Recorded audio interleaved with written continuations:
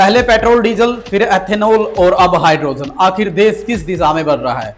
जरा याद कीजिए, जब पेट्रोल में एथेनॉल मिलाने की शुरुआत की गई थी तब कितनी बहस छिड़ी। किसी ने कहा इंजन खराब होगा, किसी ने कहा माइलेज घटेगा, तो किसी ने कहा कि सरकार का ये प्रयोग है लोगों के लिए हानि पैदा करेगा। लेकिन अब कहानी सड़क से निकलकर रेल की पटरी तक पहुंच गई है।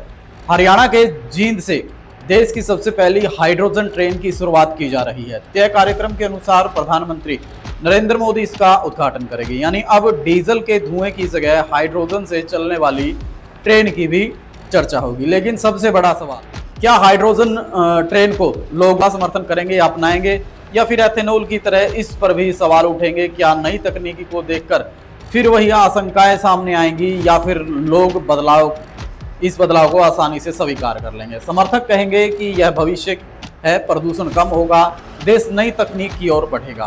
विरोध करने वाले शायद फिर सवाल पूछे, लागत क्या होगी, सुरक्षा कैसी होगी और आम आदमी को इसका क्या फायदा होगा?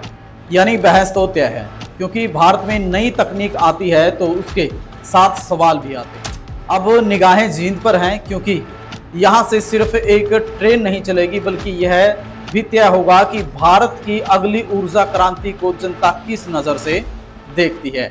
आपकी क्या राय है? क्या हाइड्रोजन ट्रेन भारत के भविष्य की नई रफ्तार बनेगी, या फिर एथेनॉल की तरह इस पर भी लंबी बहस और विरोध देखने को मिलेंगे?